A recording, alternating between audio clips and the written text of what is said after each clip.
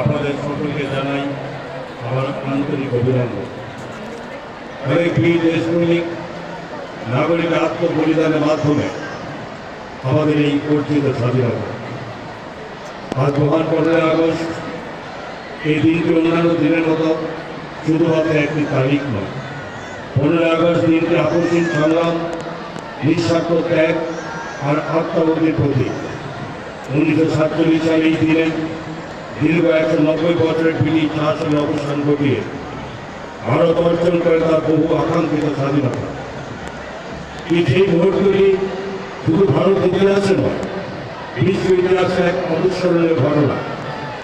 ভারতের শুরুতে সশ্রদ্ধ স্মরণ করছি ভারত মায়ের সে বীর সন্তানদের, যারা জীবন যখন ঘাম রক্ত সব কিছু উৎসর্গ করেছিলেন এই দেশ মাতৃকাকে পরাধীনতা শৃঙ্খলাতে মুক্ত করতে।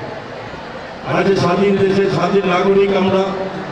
এই দেশ সৃষ্টি হয়েছে লক্ষ্য স্বাধীনতা সংগ্রামের আত্মবলিদানের মাধ্যমে। স্বাধীনতার জন্য যত প্রাণ বলিদান হয়েছিল তা লেখা আছে অশ্রুর জলে।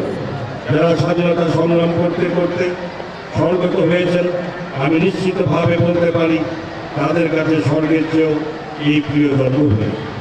তাদের সবাইকে আমার প্রণাম, তাদের সকলকে আমার শ্রদ্ধাপূর্ণ নমন।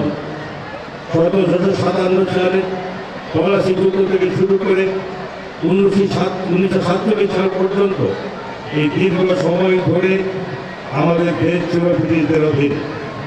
তারা শুধু আমাদের সম্পদ হরণ করেনি, আমাদের ভাষা, সাংস্কৃতিক ঐতিহ্যকে বিনাশ করার চেষ্টা করেছে। কিন্তু দেশের বীর সন্তানরা চুপ করে থাকেননি। শুরু হয় মুক্তির লড়াই। একদিকে মহাত্মা গান্ধীর অহিংস আন্দোলনের মাধ্যমে গোটা দেশকে ঐক্যবদ্ধ করেছিলেন, অন্যদিকে নেতাজি সুভাষচন্দ্র বসু আমাদের তোমরা আমাকে রক্ত দাও, আমি তোমাদের স্বাধীনতা দেব, এই অগ্নি ঝড় আহ্বান দিয়ে গড়ে তোলেন আজাদ হিন্দ ফৌজ। ভগৎ সিং, চন্দ্রশেখর আজাদ, সুখদেব, রাজগুরু সহ হাজার হাজার যুব বিপ্লবীরা তাদের প্রাণ উৎসর্গ করেন ভারতের মুক্তির জন্য। তাদের এই আত্মত্যাগের ঋণ আমরা কোনদিন শোধ করতে পারবো না। দেশভাগের সময় নিহত এবং মানুষের দুর্দশাকে স্মরণ করে মাননীয় প্রধানমন্ত্রী নরেন্দ্র মোদীজি 2021 সালে 14 আগস্ট দিনটিকে দেশভাগের স্মরণ দিবস হিসাবে ঘোষণা করেন। এই দিনটি দেশভাগের সময় অনেক ভারতীয়দের দুর্দশাকে স্মরণ করে। দেশভাগে অসংখ্য পরিবার বাস্তুচ্যুত হয়েছিল এবং অনেকে প্রাণ হারিয়েছিলেন।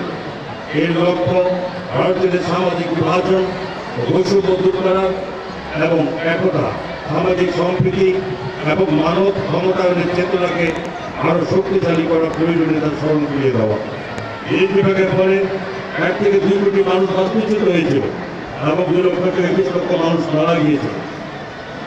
স্বাধীনতা মানেই কি শুধু উপনিবেশের শাসনের অবসান? না, স্বাধীনতা মানে শুধু বিদেশি শাসনের হাত থেকে মুক্তি নয়। এটি আমাদের ভাবনা, বিশ্বাসের, ধর্মের, শিক্ষার, ভাষার, সংস্কৃতির এবং আত্মপরিচয়ের স্বাধীনতা। স্বাধীনতা মানে দারিদ্র একটি স্বাধীন রাষ্ট্রের গঠন, উন্নয়ন এবং একতা রক্ষার প্রতিশ্রুতি। আজকের দিনে আমরা স্বাধীন দেশবাসী হিসাবে স্বাধীনভাবে কথা বলতে পারি, পড়াশোনা করতে পারি, মত প্রকাশ করতে পারি, ভোট দিতে পারি।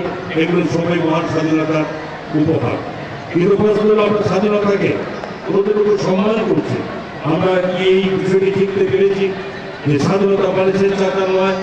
অনেকে স্বাধীনতার নামে স্বেচ্ছাচারিতার প্রদর্শন করে। স্বাধীনতা মানে যা খুশি তাই করবো লাইসেন্স প্রাপ্তি নয়।